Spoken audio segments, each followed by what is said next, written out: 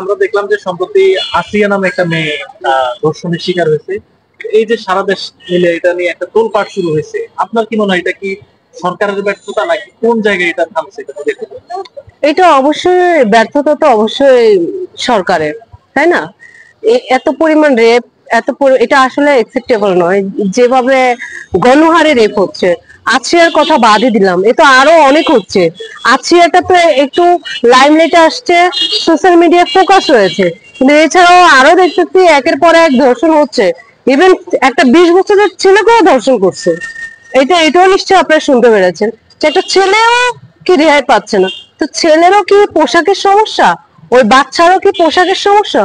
ওই বাচ্চার তো এখনো কোনো কিছু হয়নি। তো এই বাচ্চার প্রতি কেমনে এই রুচি মানে আসে, আমার আসলে মানে মাথায় ঢুকে না। সরি ফর দ্যাট, আমি একটা কথা না বললেই নয়, আজকাল কিন্তু টাকা দিলে কিছু প্রস্টিটিউটও পাওয়া যায়, অনেকে যায়, আমি সবার কথা বলছি না, যারা টাকার বিনিময়ে বেড়ে যায় এরকম অ্যাভেলেবেল আছে। ওখানে 500 টাকা 1000 এরকম পাওয়া যায়। তোমার এতই সমস্যা, এতই যদি তোমার চুলকানি যেটারে বলে, তো তুমি ওখানে একটু টাকা ইনভেস্ট করে ওখানে যাও।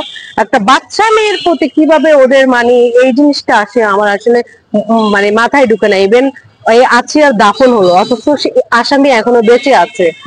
হ্যাঁ, দাফন হওয়ার কথা কার ছিল? আসামির ছিল। দাফন হলো কার? আছিয়ার।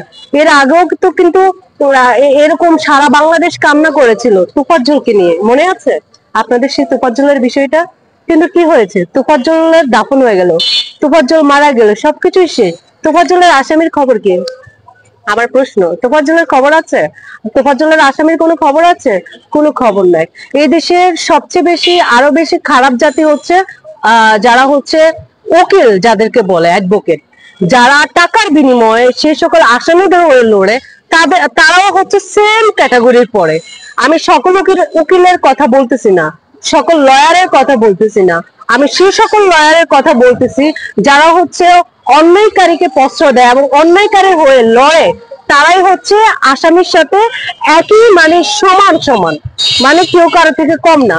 তো এই দেশে যদি মানে সম্মুখে মানে যদি এই ধরনের যারা রেপ করে বা যারা এই ধরনের কাজকর্ম করে, ওদের জনসম্মুখীনে যদি ওদেরকে মেরে ফেলা হতো, ওদের যদি দেহ থেকে মানে গলাটাও আলাদা করে দিত, তাহলে মনে হয় এইটা সবচেয়ে বেস্ট হতো। এবং 24 ঘন্টা লাগে না, 1 ঘন্টা 10 ঘন্টার মধ্যে হচ্ছে এই কাজটা করে দেওয়া দরকার। এই যে আসামিরা এখন বাইরে ঘুরতেছে, এটা কি সরকারের ব্যর্থতা বলে মনে হয়? অবশ্যই এগুলো হচ্ছে আমাদের দেশে আমরা আসলে কখনো কি মানে বিচার পাবো মনে তো হয় না। যে আমি একটা হচ্ছে আমার একটা মামলা, আমার সেই মামলা নিয়ে আমি কিন্তু এখনো কি দৌড়াদৌড়ি করতেছি। একটা মামলা বছরের পর বছর, অথচ আসামি নিশ্চিন্তে ওই যে কোর্ট থেকে কি করে, ওই যে ইয়ে নিয়ে নেয়, জামিন নেয়, ওইটা নিয়ে কোর্টের থেকে তাদের কিভাবে আসামিদেরকে জামিন দেয়? এই এই টাকা টাকা থাকলে আসলে সবই সম্ভব। টাকা আছে বলেই হচ্ছে তারা এই পার পেয়ে যায়।